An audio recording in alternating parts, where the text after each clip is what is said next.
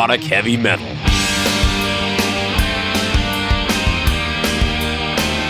Playing it heavier. Louder.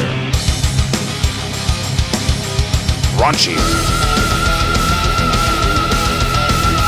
Faster. This is the Signals of Intuition.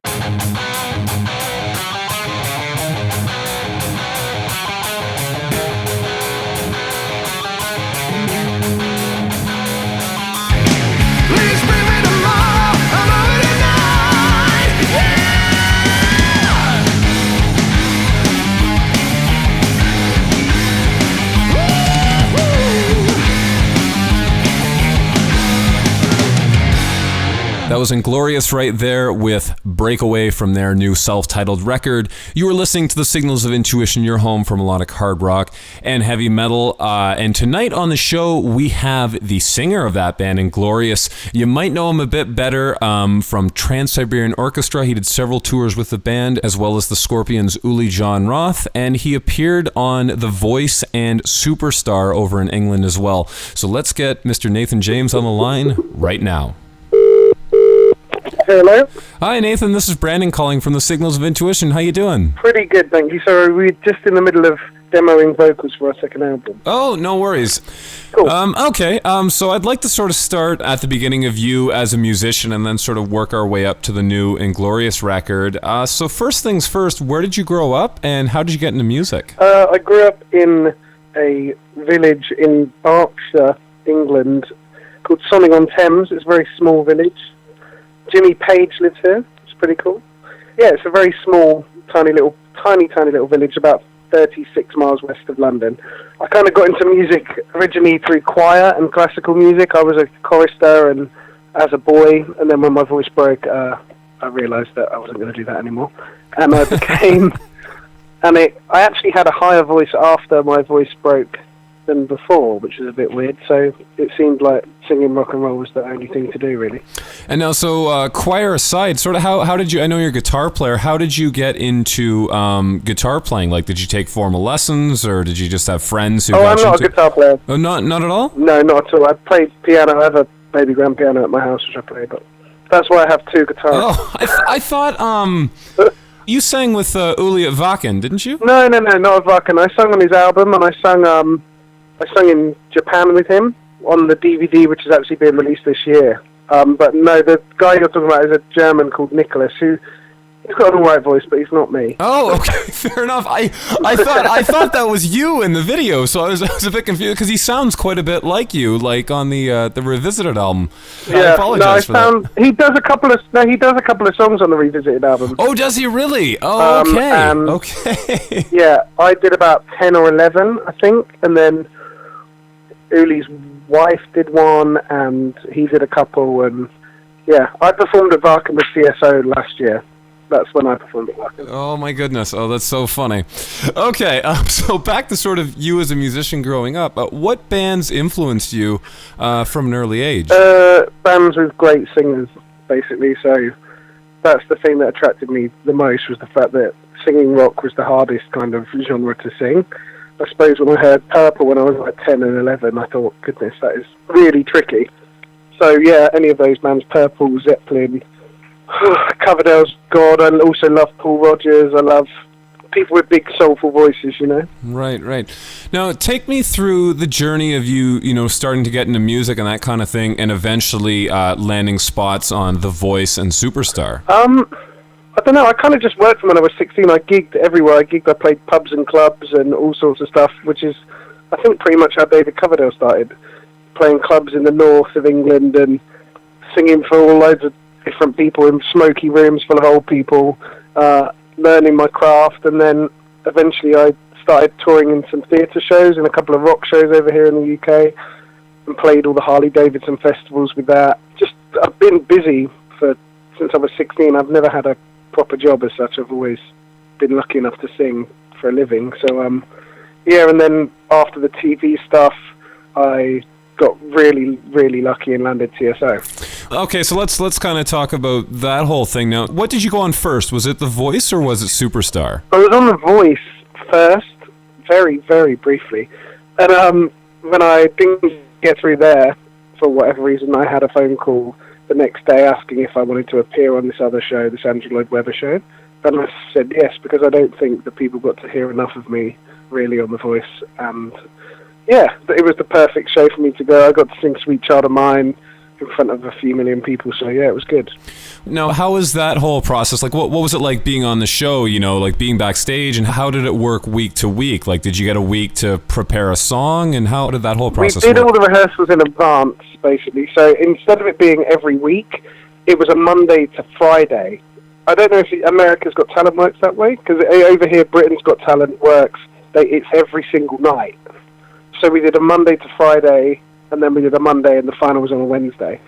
So yeah, it was pretty crazy because we spent 10 whole weeks rehearsing in the event that we'd be there for the whole of the time.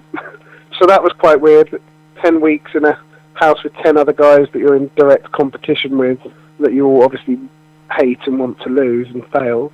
So yeah, that was probably the toughest thing about it. The TV stuff and the singing comes quite natural to me, and it's very easy. It's more dealing with stupid people, do you know what I mean, on a daily basis. So they kind of prepare you, you know, so you've got your, 12 songs, whatever it may be. Like, after 10 weeks, you're completely rehearsed, and then you just kill it for basically 2 straight weeks until you find out if you're the winner night, or not. Which I think is important, because I think more shows should be like that, so that you can prove if you have the stamina or not. That's the thing that a lot of these singers find when they go on a TV show and they win or whatever, is that it's really easy to sing once a frigging week, do you know what I mean? Anyone can sing on a Saturday night, but if you can't sing every day and deliver a great show every night, what's the point? You're not a singer as far as I'm concerned. You have to be able to do it all the time. And that was why it was good for that, I suppose. Now, what do you do, speaking of the sort of doing it nightly, what do you do to keep your voice in really great shape? Because that's something I've kind of had issues with my whole life as a singer, is, you never know what you're going to be like one day to the next. If you've slept, if you've had drinks the night before, whatever it may be. How do you keep your voice in shape every night? It's mostly sleep and water. I have to have 8 hours sleep, because that's when all the healing happens. So anything you did the night before, any screaming that went wrong or whatever, will heal itself overnight, given that you have a good sleep. And just staying really hydrated, and also not doing anything to dehydrate yourself. So when I'm working, I don't really drink. Very rare that you'll find me having a drink. We don't drink before the show as a band rule. Don't want to be sloppy, don't want to be one of those bands that can't pull it off live, so we treat it as professional as we can. And I do the same with my voice. I have a lot of respect for it. It's given me a living for the last 11 years. Now, how do you then go from superstar to being in Trans-Siberian Orchestra? I had actually straight after, I think, The Voice, I had a Facebook message from some woman in America, and I was like, I was getting hundreds of messages at the time, because after my audition was shown on the TV, literally hundreds of people were saying, hey, I've got this band and we're really looking for a singer. And loads of people kept saying it, and I thought, oh, for God's sake, I'm so bored of this, so bored of it. So this one attracted me a lot, and I thought, wow, okay, she seems to know what she's talking about. She said, I love your voice, love your range, blah, blah, blah. I work for a band in America, and we're really interested in flying you over. I thought, God, this can't be real. And I have no idea who TSO were, because they're not really a thing here. In the UK, no one knows who they are. So I looked up their name on YouTube, and I just went, my face hit the floor. I just couldn't believe it was a real thing. It was incredible. So straight after I left Superstar, I was flown out to, where was I flown out to? To Tampa, met Paul O'Neill, spent 4 days there. I sung for about half an hour, which was awesome. They put me up in a hotel, and I had a personal driver, and it was just the most amazing time. I felt like a proper rock star. And then on the last day, he gave me a TSO jacket and said, welcome to the band. And I was like, oh my gosh, this is it. So I flew home, and then 2 months later, I was flying back out to start rehearsals for the first US arena tour. Yeah, I walk into rehearsals, and I'm in a band with Jeff Scott Soto, who I've loved for 10 years. You know what I mean? I've been a huge fan of him. I've seen all of his videos on YouTube and had all the Talisman records, and I stood there and I was like, this guy sung with Yngwie, and now on a tour bus, and he's literally a foot above me. Jeff was on top of me in the tour bus, and I was like, this guy's sung with England. And then I looked to my left on the bus, and I was like, that's Al Petrelli. And Al was sat there, and yeah, it was amazing. They became really tight and a real good family, and I had a really good time there. I don't regret any of it at all. Yeah, I know. It's funny. I went to NAMM in LA this past year, and I got to meet Jeff. And one of the things that struck me out of all the people I met there, because, like just walking around, there's, the who's who of rock royalty at this convention. And Jeff was one of the people who struck me as, first of all, super, super nice guy, but secondly, he seems like a genuine star. Not snobby, but just kind of, he has a sort of essence about him, if you will. Would you agree with that statement? He's a 6'4" Puerto Rican. You're not going to miss him. You know what I mean? He's huge. Any room he walks into, he's got that long hair. He's absolutely huge. Yeah, I love him. He's like my older brother. So, yeah, I totally agree. Really do agree. And now with TSO, how many tours did you do with them? You did a couple with them, eh? I did 3 winter tours. My last being not last year, the year before, and then I did Varken, and then I did a European tour the year before. So I did 5 tours in total. Oh my goodness, well, that's a long time with the band. So how do you go from TSO to meeting up with Uli Jon Roth? I actually did Uli pre-TSO, I think. I'm not sure. Goodness, it's all a bit of a blur. I think my work with Uli kind of happened sporadically over like 2 or 3 years. Last of which being last January or February when I went to Japan. Yeah, someone just messaged me. Uli's manager messaged me, got my phone number from someone who was like, I represent Uli Jon Roth and he's looking for a singer. And I didn't have an audition. I didn't have anything. I was just told to prepare some of the songs. I rocked up at the gig. I hadn't learned the words. I was so busy at the time. And I had my lyrics printed out huge, taped them on the bottom of the stage, met Uli in soundcheck, sung We'll Burn the Sky, and then later that night I sung about 5 or 6 songs, I think, for him. And then he was like, yes, it's good, you're a very good singer. So from there on, I was kind of in his band, He's the nicest man in the world, by the way. Oh yeah, He's just wonderful. I've met him and interviewed him a few months ago, and yeah, I think a friend of mine said it best. She said, there's something about him that makes you just want to be a better person when he's around. Yeah, he's lovely. Glenn Hughes calls him the Yoda of rock. And I think that's perfect. He's just such a wonderful human. He's just a really wonderful human being. And yeah, I've got a lot of time for him. And so tell me about the recording of the Scorpions' revisited album. You said you sang on about half of it or so. Were you there? Like, from what I understand, he went into the Scorpions' old rehearsal space from like the early 1970s to do it. Were you a part of that whole process? I was there, yeah. It was in Hanover, where they're from, obviously. And it was their old school hall. So the school that they all went to, it was their...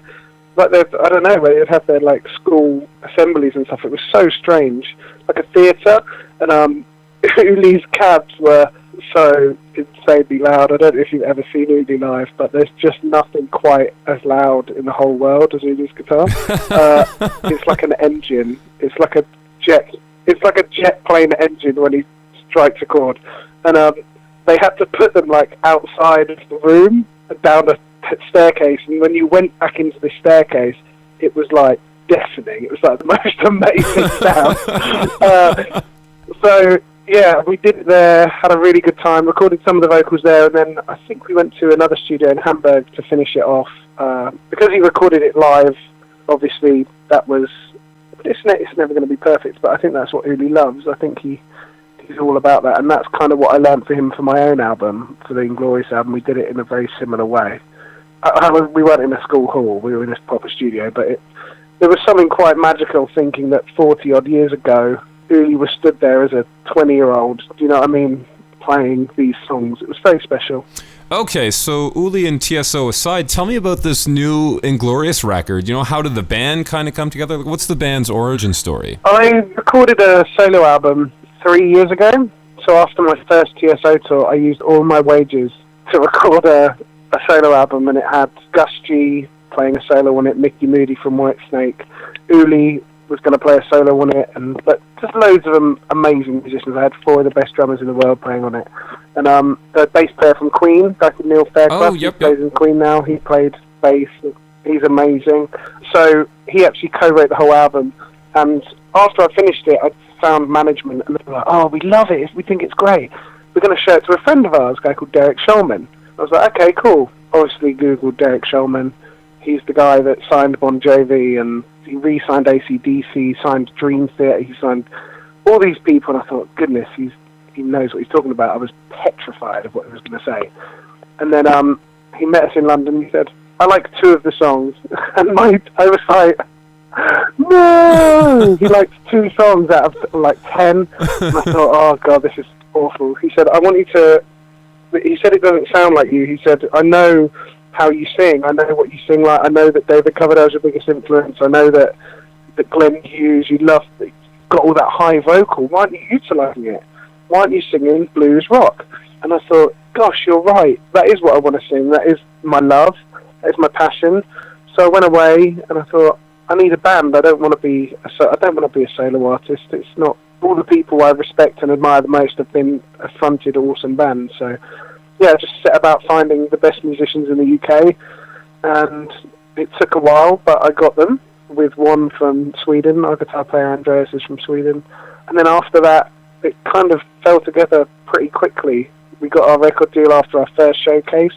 Our label flew from Italy to London to see us, and they said to us, just after our sound check, he said, "We never fly anywhere for anyone." And I was like, "Oh gosh." And he was like, "So you must be good." And I was like, "Oh, okay, here we go." They don't even fly to see David Coverdale, or they don't fly to see Journey, or any of the other bands that they have. So I thought, gosh, this is so scary. And after the show, they shook our hands, they left, and we had an offer the next day. And that was, Andreas at that point had only been in the band 2 months, and it was our first ever gig. Oh my in front of goodness. people. So that was kind of scary. And we recorded the album. It took about 4 days, maybe 4 days. Oh, so you guys really did go in, Uli style and just bang out the song. So you guys really knew the material when you walked in those doors, eh? Yeah, we rehearsed it a lot. Yeah, it felt so right, honestly. It just felt amazing. It was a really awesome experience. We lived in the studio, and it wasn't fancy, it wasn't like it wasn't an apartment, like literally there was airbed in the live room using a Marshall cab as a headrest, so we kept it very economical, and we were thrilled with the result. So happy. The label loved it. Derek Shulman, our A&R, loved it, and it did so well here. It did really well in the UK, and lots of places actually. Loads of places have bought it, and it charted in quite a few places, but especially here in the UK, the buzz is just amazing at the moment. Well, it has that very classic Deep Purple, Black Sabbath. Like, it really kind of harkens back to heavy rock of the, 70s and early 80s kind of thing. So I think, is that sound still quite popular in England? Well, yeah, because we created it. Of course. It's our sound.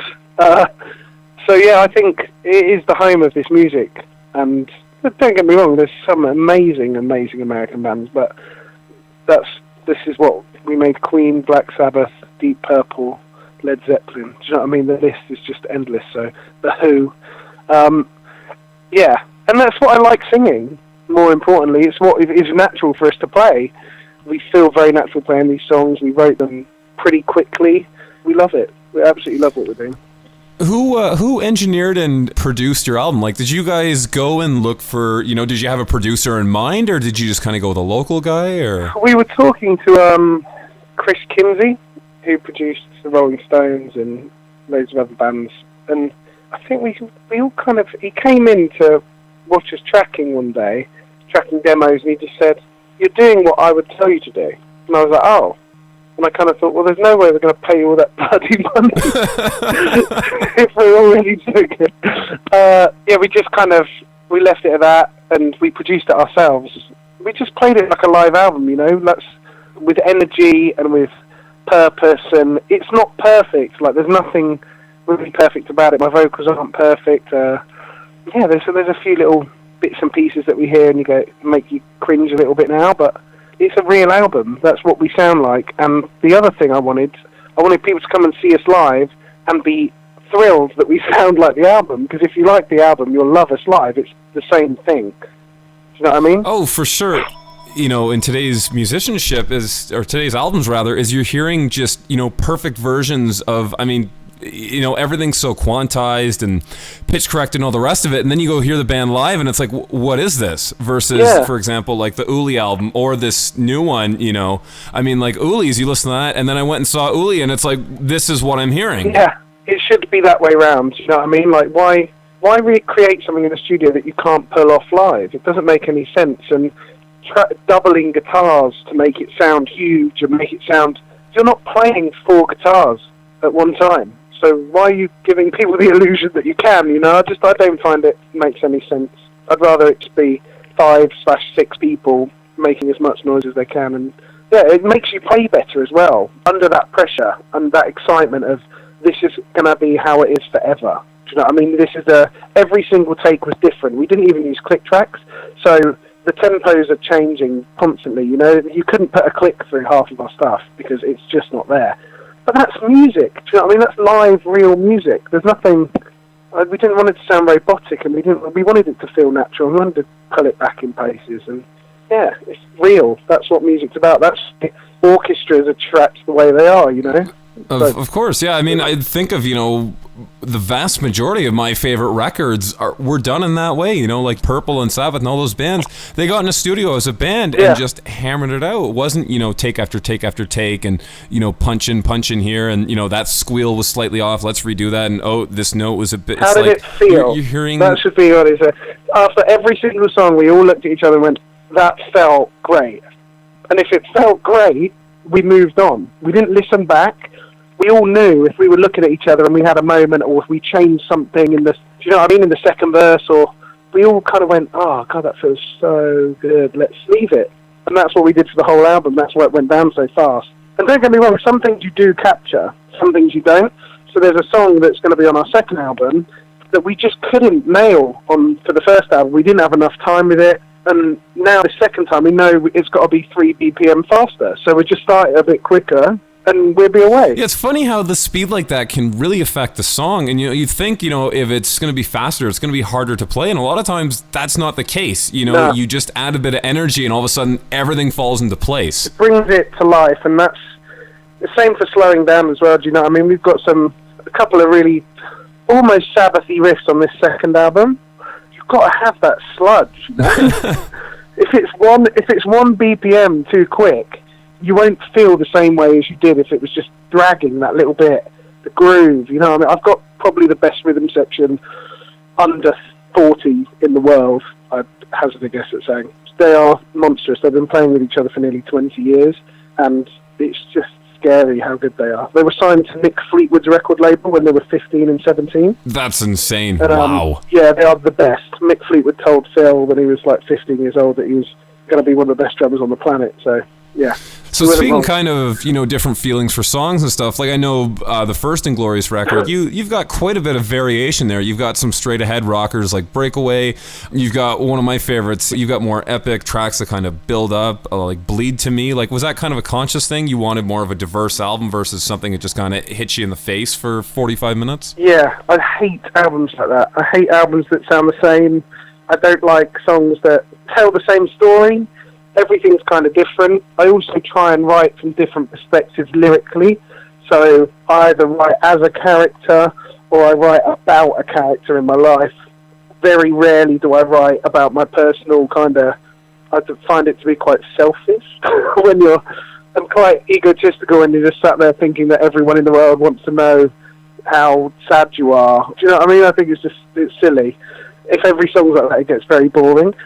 We try and mix it up as much as we can. You want it to come across well live, and people will be bored live if they're hearing the same song for 45 minutes. So our live set has great peaks and troughs, and has moments where people can sing along and moments where people can chill. And we have an acoustic section in our live set now because obviously we've got an acoustic song on our album. So it's really working how we wanted it to. We wanted this album to come across live better than it does on the album, and it really does. And album 2 is very much the same. We've just been going through a list, actually. This is the short list. We've got 18 songs on the short list. We've written probably 28, 29 now for this album, and we're just picking the best ones, picking the ones that don't sound alike at all, you know what I mean? Finding a song where you think, oh, that would be a great song right in the middle because it does this, and finding it openers and closers, and yeah, it's brilliant. It's going well. That's a really interesting way to work, and especially having that much material to pull from, it just means that your finished product is going to be that much better, you know what I mean? Yeah, we had 22 songs for the first album, and we recorded backing tracks for 22, and then I recorded vocals for like 16, and then we cut it down to 11. So we're going to hopefully do a similar thing with this album. Would like to ideally record them all, but... Yeah, are any of the ones from the first album going to appear on this album? Like you mentioned the one where you guys kind of, fixed it up a bit. Yeah, one we've been performing it. We performed it at Download Festival actually the other day, Donington in the UK, and yeah, so it's a good song. Fast, exciting, got a good hook, and then there's just...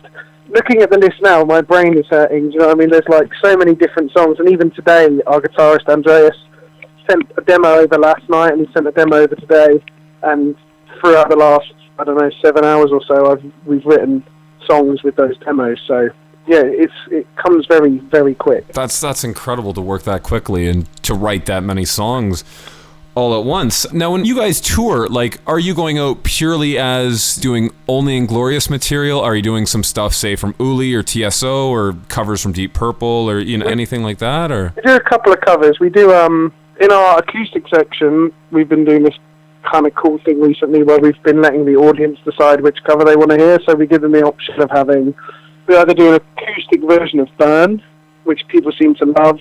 There's videos of that online, and then we do a really nice acoustic version of November Rain. Ooh, that's an interesting one. Yeah, which it seems to be going down really well.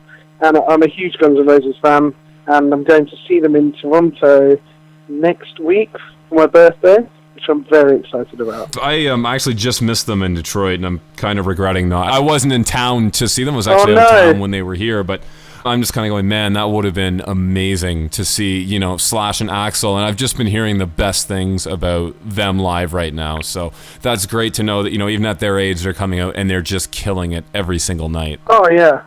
I saw Axl the other week with AC/DC in Manchester, and I was just blown away.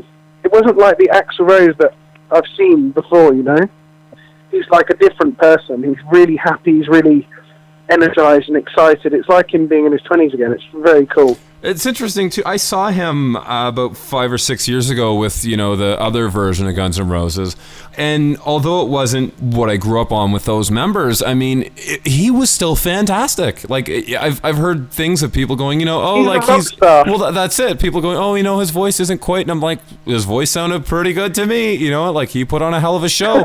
Okay, I wasn't listening to Illusion 2 in Tokyo from 20-something years ago, but you know what? It was still quite solid nonetheless. Yeah, I think he's excellent. I like Showman, As much as Coverdale and Plant and Glenn Hughes are my singers, I love Axl. I love Freddie. I'm the biggest Freddie fan for his vocal and for his showmanship, He's a character. I like characters, and Axl, he's an absolute character. He's so unique. He's so entirely unique, and yeah, I have a lot of respect for him. Do you think you guys will tour the States? Are there plans for that? We're talking about it at the minute, because we're doing the Monsters of Rock cruise in February, and we're looking at putting some dates hopefully after that. But the thing is, our album will be coming out shortly after, so it's kind of like annoying because you'd want to really go having 2 albums worth of material to like sell and promote. Yeah. And we'll only have our first album with us at that point because our album won't be out till a little later. So we're trying to make it work. But you never know. You never know. And now, outside of Inglorious, the new album that you guys are currently demoing for, and the Monsters of Rock show, what does the future hold for yourself? Are you just going all in with Inglorious? Do you have other things in the works? This is it for all of us. Our record label, in the beginning, made it really good for us so that we didn't have to... They kind of gave us quite an old-school deal in that they looked after us at the beginning because they had enough faith in us that we'd sell enough copies to recoup, and we pretty much did. I think we're nearly out of debt, and we'll be definitely out of debt by the end of the month. So that in itself is a miracle. Yeah, they gave us the opportunity to not have to work. We wanted to do this full time so that you can get the best, and so that I can write songs 24 hours a day, and so that I can go and meet people and the rest of it. That's what it's all about, isn't it? And we're very lucky that we have that, and we're by no means filthy rich, do you know what I mean, or earning a huge living, but we're in a position where we can all afford to concentrate solely on this one thing, and that's what it should be about. I know there's lots of incredible musicians out there, session musicians or guys that go from band to band, and that's fantastic, but for me personally, I've done that. I've sung other people's songs for long enough, and I'm saying that looking at my 2 multi-platinum records on my wall, but I've sung that long enough, you know what I mean, sung other people's material. I want to sing my songs, and the fact that people are listening and people are liking, yeah, it may not be in their millions yet, but people are liking what we're doing. We wouldn't be getting these festival slots and these great supports. We're doing the Steel Panther tour around Europe and all this stuff. So yeah, it's going well, and we're just going to keep going. And we want to deliver a really good second album, because you know what it's like. Everyone just wants, all the press want that second album to be terrible. So we're going to show them it's not. Oh, that's fantastic. I'm really looking forward to what you guys have up next. You know, like I said, I quite enjoyed the first one, and yeah, I mean, if you're working even harder on the second one and just putting it all in, you know, I can't wait to hear what you guys come up with. Thank you very much, man. Yeah, it's as I said, it's going well. Cool. All right, Nathan, I want to thank you so much for taking the time out to do this. I'm sort of stepping away from your recording and demoing, like you said. No problem. Thank you for having me. Oh, no worries. All right, Nathan. Well, thanks for taking the time out today. No problem, man. And, have a good day. best of luck with the next record. Yep, Thank you. You too. Bye. Bye-bye.